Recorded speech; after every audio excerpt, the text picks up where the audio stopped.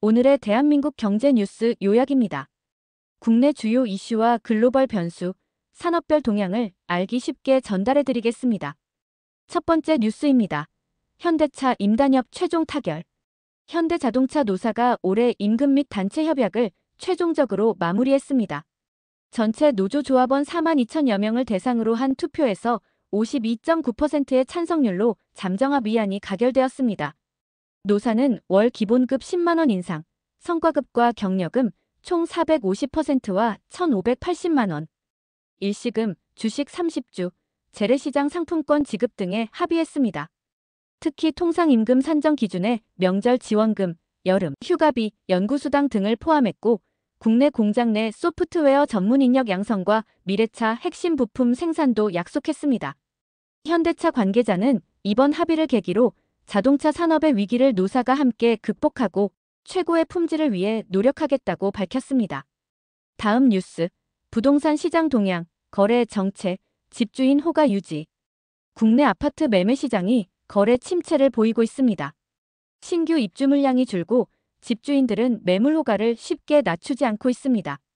특히 서울 및 수도권 주요 지역에서 상급지 이동 수요가 있지만 집을 팔아도 원하는 곳에선 가격이 높아 매매가 쉽게 이루어지지 않는 상황입니다.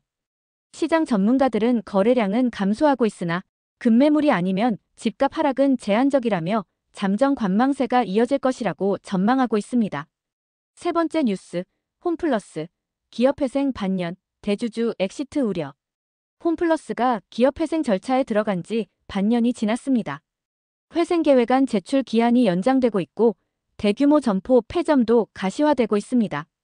일각에서는 대주주가 정상화보다는 투자금 회수, 즉 엑시트에 무게를 두는 게 아니냐는 관측이 나오고 있습니다. 유통업계에서는 오프라인 유통 강자의 위기와 직원 고용 불안이 현실화되고 있다는 우려의 목소리가 큽니다. 네 번째, 글로벌 이슈, 미중 무역 전쟁과 한국 기업 영향. 최근 미국과 중국 간 무역 분쟁이 다시 격화되고 있습니다. 특히 도널드 트럼프 전 대통령이 자동차 관세를 25%보다 더 세게 올릴 수도 있다는 발언을 하면서 한국 수출 기업들의 영향이 우려되고 있습니다. 미국과 중국 모두 자국 우선주의 정책을 강화하고 있어 반도체, 배터리, 자동차 등 국내 주력 산업의 돌파구 마련이 시급한 상황입니다.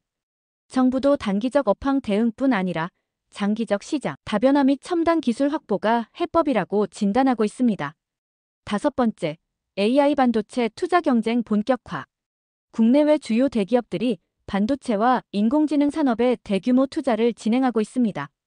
특히 스타트업 피규어 AI가 1조 3천억 원 규모의 투자 유치에 성공했습니다.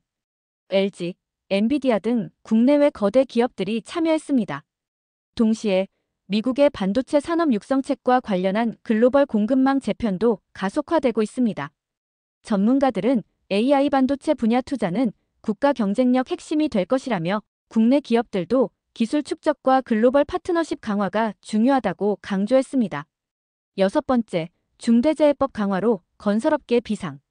정부가 중대재해가 잇따라 발생하는 건설 현장에 대해 안전규정 위반 시 사업자 일시 폐쇄 등 강력한 조치를 검토하고 있습니다.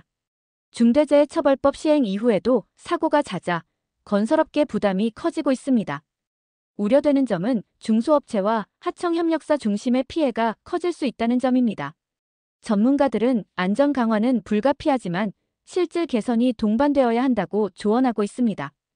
일곱 번째, IT통신, SKT 고객정보 유출 의혹, 수사 착수. SK텔레콤이 고객정보 유출 의혹에 대해 경찰 수사를 의뢰했습니다. 정부도 본격적인 조사에 착수했으며 타사 유출 의혹도 제기되고 있습니다. 개인정보 관리 강화, 신속한 사실 확인 및 대응체계 강화 주문이 나오고 있습니다. 여덟 번째, 소비시장, 대학가 1,000원 매점 열풍. 성남시 가천대학교 등에서 1,000원 매점이 큰 인기를 얻고 있습니다. 장바구니 물가가 오르면서 저가 매장의 등장, 소비자 호응 높습니다. 전문가들은 향후 기타 지역, 온라인으로까지 확산 가능성이 크다고 전망합니다. 아홉 번째, 비만 치료제, 소아청소년 시장 확대. 비만 치료 주사제 위고비, 마운자로 등이 소아 및 청소년 비만 치료에 본격적으로 사용될 전망입니다. 글로벌 임상에서 효과가 입증된 바 있고 국내 시장 확대 기대감이 고조되고 있습니다. 아울러 식유국 제재 등의 안전성, 사용관리 강화도 지속적으로 논의되고 있습니다. 10번째, 기타 기업 공시 및 IPO, 부동산 개발 정책.